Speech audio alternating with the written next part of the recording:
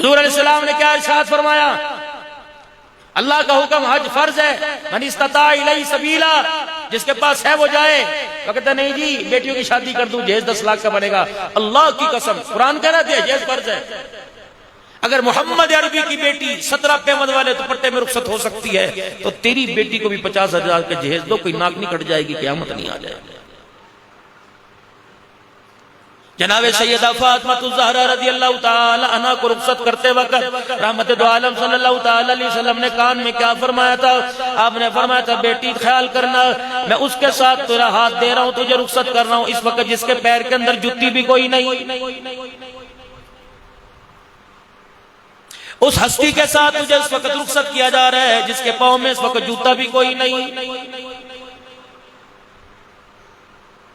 کس کو اپنی بیٹی دی؟ جس کے گھر کے اندر میرے عزیزو جس کا اپنا مکان ہی کوئی نہیں۔ کسی نے رسول اللہ کے قدموں پر مکان قربان کر دیا تو رحمت دو عالم نے سیدہ اسماء رضی اللہ تعالی عنہ اور ام ایمن کو لال رنگ کی مٹی دے کے بھیجا کہ جاؤ میری فاطمہ کے گھر کا فرش دیکھ کے آؤ کیسا ہے۔ دونوں عورتیں اور آ کے کہنے لگی کملی والے فرش کھردر ہے، نوکیلے پتھر ہیں، تیری بیٹی کے پیر کی تلیاں نرم میں زخمی ہو جائیں گے۔ آپ نے فرمایا فلانی جگہ سے لال مٹی لے جاؤ، تسلے دابڑے بھر دو اور لے جاؤ میری فاطمہ کے صحن کی لپائی کر دو۔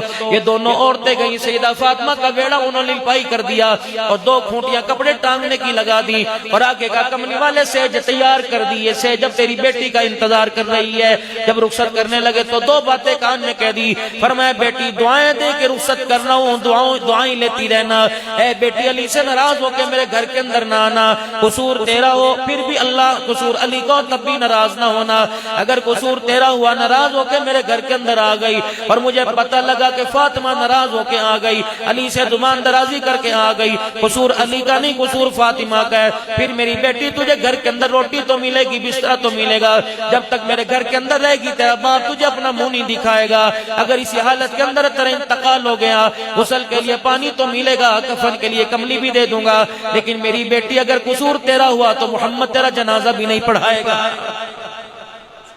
اس طرح رخصت ہوتی ہے بیٹی۔ یا تو جو بھائی بیٹی کو 60,000 روپے کا بہن کو موبائل لے کے دے رہا ہے، ماں پوچھتی ہے صبح اٹھی ناشتہ کس کس کا بنایا تھا، چائے کس کس کی بنائی تھی، روٹی کس کس کی بنائی تھی؟ اچھا بھائی گھر کے اندر تو تھی، تجھے روٹیاں بناتے میں نخرے آتے تھے، اب 10 گھر کے افراد کی روٹیاں پکا رہی ہے، نہ پکایا کر، کہا کر باہر سے لے کے آیا کر۔ اللہ کی قسم پہلے ماں گھر بنایا کرتی تھی، ماں گھر ڈبایا کر رہی ہے، مائی گھروں کا بیڑا غرق کر رہی ہے۔ پہلے اللہ اکبر گھر بنانے کا سبق دیا جاتا تھا، اب ماں باپ گھر اجاڑنے کا سبق دے رہے ہیں۔